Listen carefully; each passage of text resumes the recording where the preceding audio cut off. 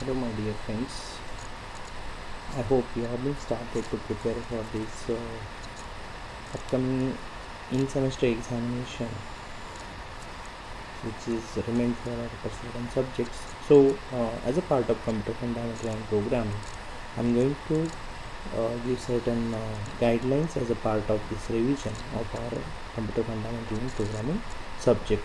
So let us start with the content wise. First of all, let us see the first unit, Introduction to Computer Fundamental, where we have been discussed about mainly three topics.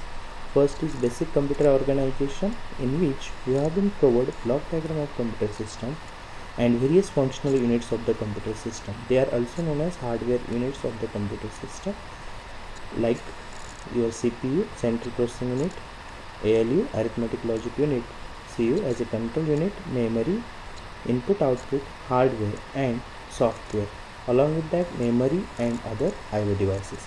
This one was discussed as a first part of computer fundamentals.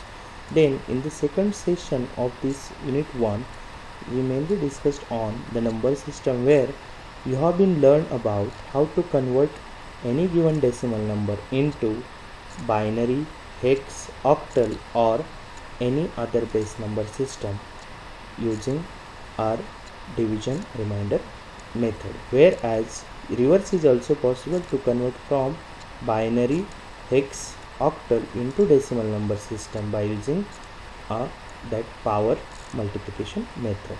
Then the third part of this particular unit is Introduction to Programming Planning Tool, where we have been studied about algorithms, flowcharts, pseudocode, programming and problem solving. So let me take you towards the journey of in fast recap of each and every part, which we have been studied through one of the reference book, that is P.K. Sinha's Computer Fundamental. So we'll start with first topic, that is basic computer organization. See here, I am also going to share these notes with all of you, where see now in computer introduction, I don't want to go in more depth about the computer introduction, but I just want to give you for what purpose we are using the computer. See, this word itself is saying computer means compute or calculate. So computer is an electronic device that can be used to perform arithmetic as well as logical operations at high speed. It is also known as data processor because it stores, process and retrieve data whenever we require. So in data processing of computer, it means capture, manipulate and give us the result, which we are treating it as an information, right?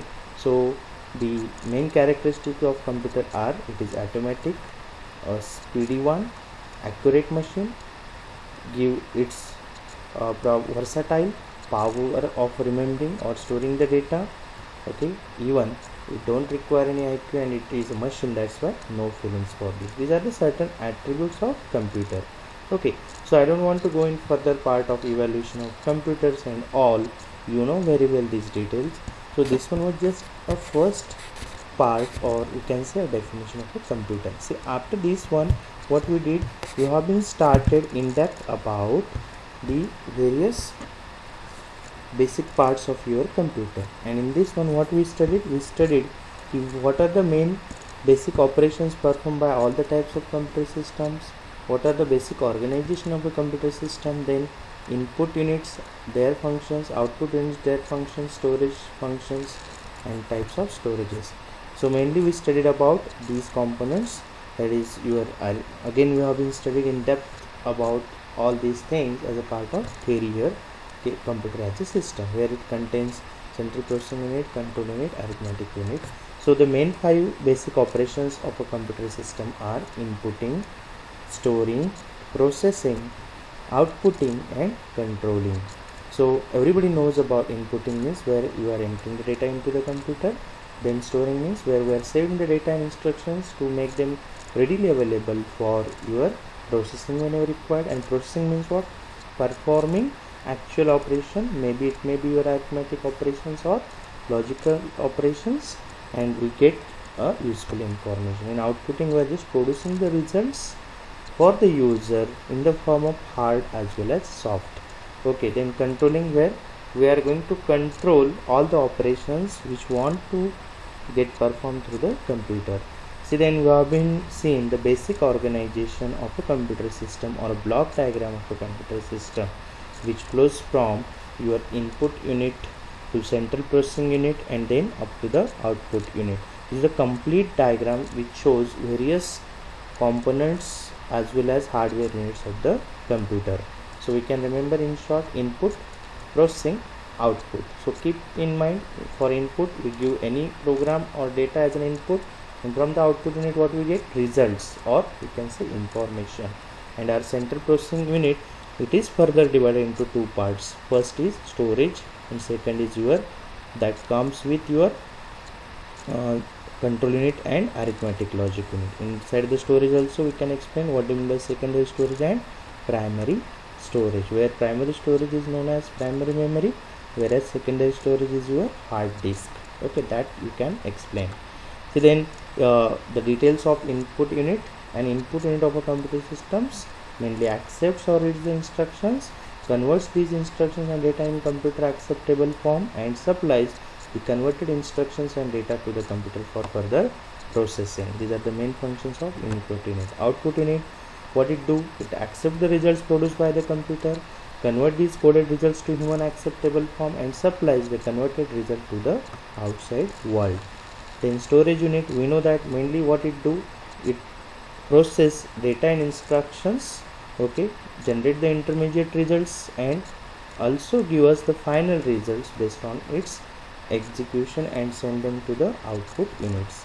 Then again inside that we have been studied two types of storage as a part of diagram, that is primary storage and your secondary storage. Primary storage, I have been said, it is also known as main memory or your random access memory, that is RAM, which is used to hold your running program instructions. Then it is fast in operation, used to hold data, results, and even produce the final results. It has the small capacity but fast in operation, expensive, and it is volatile in nature, as we are going to lose its data on power dissipation or failure. Then in secondary storage, which is used to store your data or program instructions for longer period, it comes with very large capacities but slower than your primary storage. Again, it is used to hold data and information of stored jobs. Again, its cost is cheaper as compared to primary, and it retains data even there is a power failure, so it is non-volatile in nature. Then we have been studied about arithmetic logic unit. It is a computer system is okay, or this unit is the place where the actual execution of instruction takes place during the processing in your computer system. For that purpose we need ALU, arithmetic and logic unit. Then control unit, what it do? It manage and coordinates the operation of all the components of the computer system, right? Then central processing unit is actually what? A brain of a computer system which control as well as do the operations inside the computer. So what we can say, it is a combination of ALU and CU, so it comes as a CPU. So based on that we can say that computer is one system. So system has more than one elements. All elements of our system are logically related or correlated with each other. Then they are controlled in a such manner so that we can achieve our task or goal. So finally, in this first part we can say computer is a system as it comprises of integrated components, input, your output, storage and CPU that work together to perform the steps called for in the executing program, right? So this way you have been studied this particular first part, where you came to know that various keywords or phrases like ALU, CPU, control unit, computer system, controlling input, inputting, main memory, output, in this way. Okay, so this one was our first topic in that unit number 1. After that, in unit number 1 we started with the second part, which one was given in the chapter 3 of this reference book as a number system. What we studied in that, the main objectives were, we studied about non-positional number system, positional number system, decimal number system, then binary, octal, hexadecimal, then conversion of a numbers base, another base to a decimal, then decimal to another, or some base to another base, then again we studied certain shortcut methods to convert binary to octal, octal to binary, and binary to hexadecimal, and hexadecimal to binary. Okay, see that two types of number systems are like non-positional and positional number system, where if I am talking about non-positional, they were like your Roman numbers, okay, where they were used certain symbols to represent the same value regardless of its position. See, it means we were just putting the I for 1, then 2 times I for 2, like this, but there were no any connection of position values with them. What was the difficulty? They were difficult to perform arithmetic with such number system. It was very difficult to carry out maybe addition, subtraction, multiplication with these numbers. So we all are using in our real life which number system? Positional number system, where we use only a few symbols called digits to do our operations, or you can say arithmetics. Okay, so again these symbols are used to represent different values depending on the position they occupy in the number.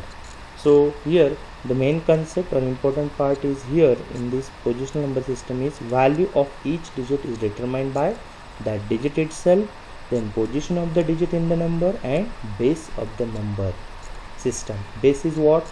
Your total number of digits in the number system, right? Suppose if I am saying decimal, how many total numbers are there? 10. So for decimal the base is 10. And what they say, so what will be the maximum value in decimal number system? It can be calculated as like the maximum value of a single digit is always equal to 1 less than the value of the base. So for decimal, who will be the maximum value number? 9. How? Base is 10. 10 minus 1 is equal to 9. So we start from 0 to 9. So total 10 digits are there, and the maximum value is 9 in that case. Okay, so the same thing is explained here. You can find here for base number system. So, and we use this particular decimal number system in our daily life to do the transactions or arithmetic operations, right?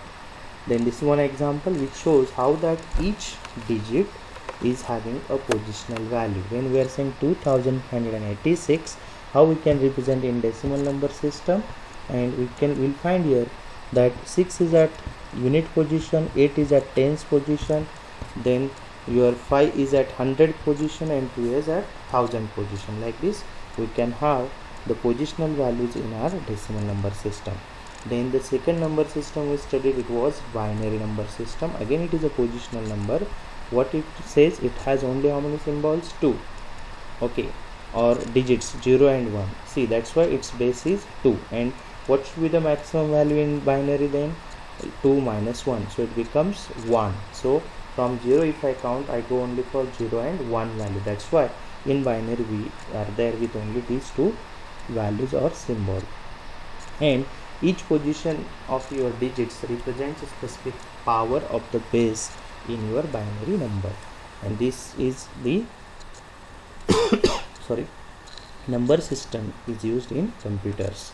So if you see this example where you can find, suppose any binary number is given to you like 10102, how you can find out its value, or how you can convert it into the decimal? Just we are multiplying by the power of the base. So we start from here.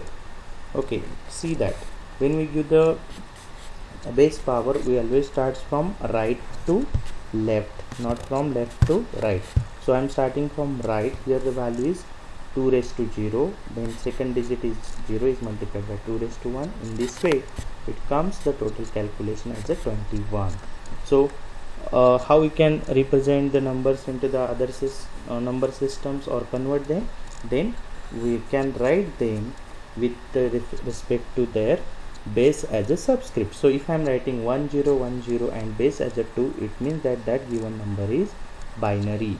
Suppose I am writing 21 to the base 10, it means that the given number is decimal. In this way any number system can be presented with base as a subscript, right? So before moving ahead, let us understand what is 0 and 1, where they are known as bit. So bit stands for binary digit. Bit is a short form of binary digit. So in computer, bit means 0 or 1. And if I am having a particular number with 3 bits, 4 bits, 5 bits, we can say that that particular number is 3-bit number, 4-bit number, 5-bit number, right? See, then after the binary number system, in octal number system, I think now you got the point. It is also positional. Octal means 8. That's why how many symbols are there? 8. So what will be the maximum value? 8 minus 1. So maximum value of a single digit is 7 in octal. So total digits are 0, 1, 2, 3, 4, 5, 6, 7. So each position of a digit represents a specific power of the base 8. Let us see the example. Since we can say that there are only 8 digits, so 3 bits are sufficient in binary system to represent the octal in binary. We will see that part later, but see the example. Suppose somebody has written the number 2057 to the base 8. Now it represents octal. So how we can convert it into the decimal? Just I need to multiply that particular given number by the power of base 8, and again we'll put the power of base 8 in incremental manner from right to left, and accordingly we are getting the value. You can try for any other example. Similarly, let us have the introduction of hexadecimal number system, where it is also a positional number system, but in that you know that there are total 16 symbols or digits. Okay, that's why its base is 16. So the maximum value of a single digit in hexadecimal number system is 15. But when I am saying it is 15, in hexadecimal first 10 numbers are represented with the help of your 0 to 9, but 10, 11, 12, 13, 14 and 15 are represented with capital letter A, B, C, D, E and F respectively. Please remember. So when I am saying F, its value, actual decimal value is what? 15. If I am saying 10, then in hexadecimal 10 is represented as A. Okay, so in this way it moves. So again, each position of this digit represents a specific power or value of that given base. Now base is 16. So if you see the example, in this example, how we are getting the decimal equivalent of that hexadecimal number? Just by multiplying by the power of the base here 16. So 1AF16 is converted into decimal in this way, and we get its value as 431 to the base 10. Okay, so when any number is given to you, then how to convert that particular another base number into a decimal, right? See, when it is very easy. Suppose any binary number is given, any octal number or hexadecimal is given. You have been seen the previous method. What we do first? We first determine the positional value of each digit, right? Once we found that each digit, what we do then? We multiply the obtained value by digits in the corresponding column or by the base of that respective power, and just we calculate the sum of these products, and final sum is our answer, right? So this is one example. What it do? We want to convert this 4706 to the base 8 into what? A decimal number, right? So what we'll do then? First of all, we'll write down that number as it is. Okay, 4, then 7, then 0 and then 6. And what we do then? We'll multiply that each digit by the power of the base which is the given number octal, right? By its power we'll multiply it. So I'm multiplying here from right to left. First it is 8 raised to 0, then incremental 1, 8 raised to 1 for next, then 8 raised to 2 and 8 raised to 3. So I just do the calculation and I'm going to do the sum of these products together to get my final decimal number. So in this way, suppose it is binary to decimal, then what you will do? Okay, what is the, from whom to whom you want to convert? From binary to decimal. So binary's base is what? 2. So you will multiply that given binary number by the base, by the power of base 2, and you will get your respective decimal equivalent. This is the example for octal. See then, similarly you can apply this particular methodology for your hexadecimal and binary number system too, that we have been seeing in previous examples as well. Okay, then how to convert any decimal number to a number of another base? See, the general logic is very easy. We can use the division remainder method. First you will take your decimal number, okay, then see that divide that decimal number to be converted by the value of the new base into which new base you want to convert. Suppose binary. So what you will do, you will divide that decimal number by which base value. If it is in binary, you want to convert then 2. Suppose it is in octal, then 8. Suppose it is in hexadecimal, then 16. Suppose it is in the base of 4, then by 4. Okay, for any base you can do this. Then record the, while doing this division, what you need to do, you have to record the remainder from step 1 as the rightmost bit of the new base number, and you have to divide the quotient of the previous divided by the new base. And these three methods you are going to continue until and unless you will not get your new base number as 0. Let me explain with see that record the remainder from step 3 as the next digit, and repeat the step 3 and 4, recording the remainder from right to left until the quotient becomes 0 in step 3. See, note that the last remainder plus octal will be the most significant digit of the new base number. Let us see an example. So you have been done this. So I have been just taken 952 into decimal. I want to convert it into octal. So the so we will divide by 8 as a new base in which we want to convert the given decimal number. So you have been taken 8 as a division. Sorry, your this in this division remainder method. Then what is our original number? 952. So when you are dividing this 952 first time by 8, then your quotient comes 119, and during that time what remainder value comes? 0. So in front of that you are writing its value. Okay, then again by the 8, now to whom you will divide? 119, right? Then when you will divide this 119 by 8, your quotient value come as a 14, and at the same time what is the remainder? 7. So you will write down the remainder in this remainder column or list. Then this 14 once again you will divide by 8, this, and then you will get 1. So what will be your remainder now? 6. That will be written here. Then 1 will be divided by whom? Again by 8. Is it divisible? No. So what the quotient will come? 0. And what remainder is left now? 1. So when I want to write the octal equivalent of this given decimal number, then I will start to write from whom? From this lowest number to the highest. Means I will start from 1, then I will go for 6, then 7, and then 0. But it is converted into which base number now? 8. See that. That's why here I am writing in this way: 1, 6, 7, 0 to the base 8. This is octal equivalent of that given decimal number. Similarly, you can convert any decimal number into the binary as well as into the hexadecimal. So these things you have been studied in a class. Okay, so this is for your base 4, how we can convert. So from one base to another base also it is possible. Okay, see then for binary, see that. So this is a shortcut method. Okay, I think we know very well when any binary number given, if you want to convert into octal, you can use this shortcut method where you will divide the given binary digit into the group starting from right to the left, then convert that each group into the octal digit, and finally you will get its binary equivalent. Okay, similarly that method is available to convert octal to binary also. This one is studied. Then hexadecimal also shortcut method we have been studied. Then okay, in this way you just do the practice of conversion of number systems from one type to another type.